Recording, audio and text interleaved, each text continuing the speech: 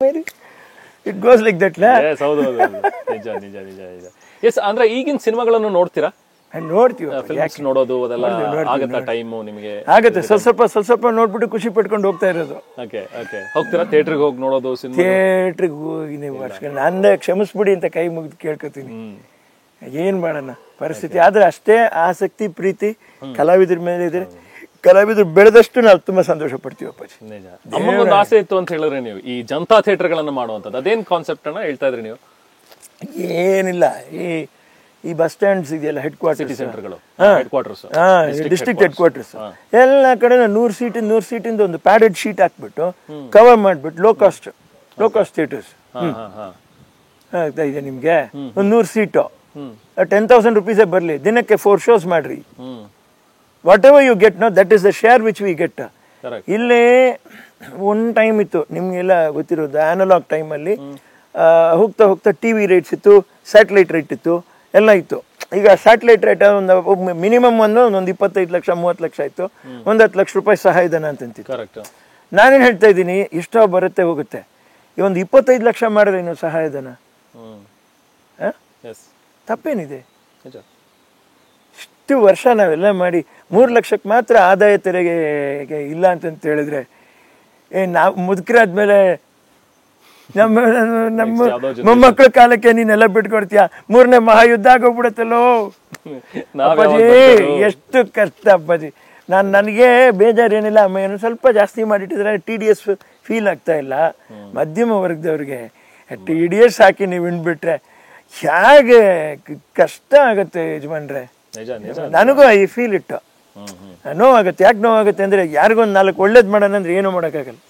ಅದು 2 ವರ್ಷಕ್ಕೊಂದ್ಸರಿ ನೀವು ಕ್ಲೈಮ್ ಆಗುತ್ತೆ. ಯಾವುದೋ ಒಂದು ಸಮಯಕ್ಕೆ ಒಳ್ಳೆ ಒಂದು ಒಳ್ಳೆ ಊಟದ ಸಮಾನ, ಊಟಕ್ಕೆ ಬೇಕಾಗಿರೋ ಮೊಸರನ್ನಕ್ಕೆ ಬೇಕಾಗಿರೋ ಉಪ್ಪಿನಕಾಯಿ ಇಲ್ಲದೆ ಇದ್ದು ಬರೀ ಮೊಸರನ್ನ ಹಾಕಿ ತಿನ್ನಕ್ಕಾಗತ್ತೆ ನಾವು ಅನ್ನುವಂಥದ್ದು. ಆಮೇಲೆ ಎಲ್ಲೋ ಉಪ್ಪಿನಕಾಯಿ ಸಿಕ್ಕರೆ ಏನ್ ಪ್ರಯೋಜನ? ಇದು ಈ ಜನತಾ ಥಿಯೇಟರ್ಸ್ ಐಡಿಯಾ ಅಷ್ಟೇ. ಆಮೇಲೆ ಲೋ ರೆಂಟಲ್ಸ್.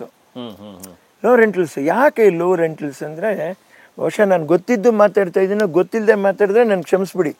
ನಾನು ಹೇಳ್ತಾ ಇದ್ದೀನಿ, ಒನ್ಸ್ ಅಪಾನ್ ಅ ಟೈಮ್ ಇದು ನಾವು ಪಕ್ಷಾತೀತ ಜಾತ್ಯತೀತ doctor Manmohan Singh, I doubt Harvard ಯೂನಿವರ್ಸಿಟಿನ ಎಲ್ಲೋ ಅವ್ರದೇ ಒಂದು ಪ್ರಶಸ್ತಿ ಕೊಡ್ತಾರೆ. ಅರ್ಥ ಆಗ್ತಾ ಇರಾ? ಎಕನಾಮಿಕ್ ಇದರಲ್ಲಿ ರಿಸರ್ಚ್ ಅಲ್ಲಿ. ಯಾಕೆ? It was Barack Obama when there was a recession in USA. ತುಂಬಾ ಕಷ್ಟದ ಪರಿಸ್ಥಿತಿ. ಬಸ್ಗಳ ಒಳಗೆಲ್ಲ ಕೂತ್ಕೊಂಡು ರಾತ್ರಿ 12 ಗಂಟೆನಲ್ಲಿ ಹೊರಗಡೆ ಹೋಗ್ಬಿಟ್ಟು ಆ ಬ್ಯಾಸ್ಕೆಟ್ ಅಲ್ಲಿ ಬೈಫರ್ಕೇಟ್ ಮಾಡಿರ್ತಾರಲ್ಲ, ಅದರಲ್ಲಿ ಉಳಿದಿರ್ತಕ್ಕಂಥ ಬರ್ಗರ್ಸ್ ಅದನ್ನ ತಗೊಂಬಂದು ಇಟ್ಕೊಂಡು ಊಟ ಮಾಡ್ತಾ ಇದ್ರು. ಆ ಪರಿಸ್ಥಿತಿ ಇತ್ತು. ಅವಾಗ ಏನ್ ಹೇಳಿದ್ರು, ರೆಡ್ಯೂಸ್ ಆಲ್ ದ ಟ್ಯಾಕ್ಸಸ್ ಅಂತ ಹೇಳಿ. Reduce all the taxes, never mind even if you run the government under loss. Manmohan Singh suggestion ಇದು. ಹೌದೌದು, ಸಿಂಪ್ಲಿ ಅಪ್ರಿಷಿಯೇಟೆಡ್. ನಾ ಹೇಳ್ತಾ ಇದ್ದೀನಿ, ಅಭಿನಯ ಒಂದು ಬೇರೆ, ಆಮೇಲೆ ಎಲ್ಲ ಕಸಬುಗಳು ಅದರದೇ ಆದ ಒಂದು ಇದು. ಆದ್ರೆ ಇಷ್ಟು ಮಾಡ್ತಾ ಇರೋದು ನಾವು ಹೊಟ್ಟೆಗಾಗಿ, ಗೇಣು ಬಟ್ಟೆಗಾಗಿ, ತುತ್ತು ಹಿಟ್ಟಿಗಾಗಿ.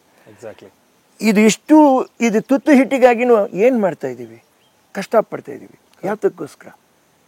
ಆ ದುಡ್ಡಿನ ಸಂಪಾದನೆ ಮಾಡೋಕ್ಕೋಸ್ಕರ. ಆ ಲಕ್ಷ್ಮಿ ನಮ್ಮ ಹತ್ರ ಇರಲೇಬೇಕು ಅಂದಾಗ, ತೆರಿಗೆ ಜಾಸ್ತಿ ಆದಾಗ, ಹೇಳ್ತಾ ಇದ್ದೀನಿ, ಬಡವ ವರ್ಗಗಳಿಗೆ ತುಂಬಾನೇ ಕಷ್ಟ ಆಗೋಗುತ್ತೆ ಅಪ್ಪಾಜಿ.